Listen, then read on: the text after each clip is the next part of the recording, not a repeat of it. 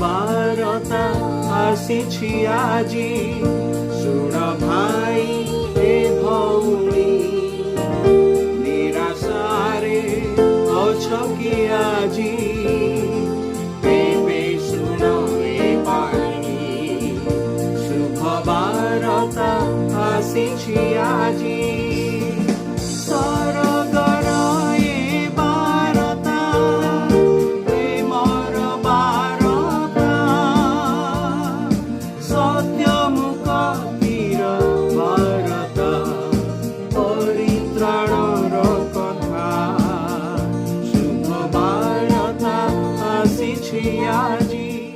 प्रिय श्रोता बंधु, प्रभु श्रीकृष्ण महत् नाम आपको शुभेच्छा।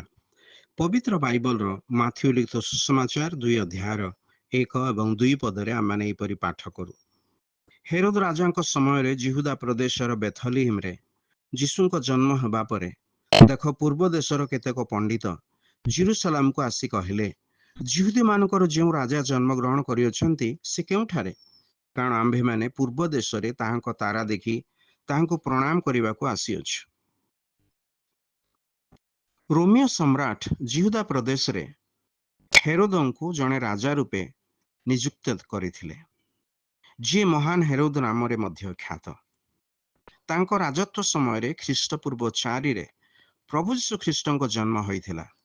माथ्यू लिखित सुसमाचार जेतेबेले ताहांको दाऊदंको संतान रूपे संबोधन कराजिबा पाठ करू, तेबे माथ्यू इतिहासर वास्तवता को वर्णना करी कहंती जे दाऊदंको वंशजात ही इस्राएलर राजा विदित हवा योग्य। से होछंती प्रभु यीशु ख्रीष्ट, जहाँको विषय भविष्यवाणी करा जाइथिला। अधिकंतु पूर्व देशर केतेक ज्योतिर्वेता पंडितगण सेठाकु जाई पचारिले, जिहुदी मानकर जो राजा जन्म ग्रहण करियछंती से केउठारे? जने राजा थाउ थाउ आउ जने राजा को अन्वेषण करिबा कोन मूर्खता नुह कि? किंतु ए माने दानिएल भविष्यत वक्ता शिक्षा अनुसार से ही राजा अन्वेषण करुथिले, जी केवल जो जिहुदी मानकर नुहंती बरं सर्व जगतर राजा मध्य नंती। से राजा मानक राजा और प्रभु मानक प्रभु अटंती। यह राजा एथिपे आसिले जेपरि से मानव जातिर पाप आपणा उपरे नै क्रूसरे बलिदान हुअंती। पुणी जे केही तांकठारे विश्वास करे ताहाकु परित्राण पाप क्षमा दियंती। जे केही तांकठारे विश्वास करे ताहांको प्रजा हो जाए आउ से ताहार राजा हुअंती। पुणी एपरि एक राज्य से स्थापन करंती जहा सदाकाल स्थायी।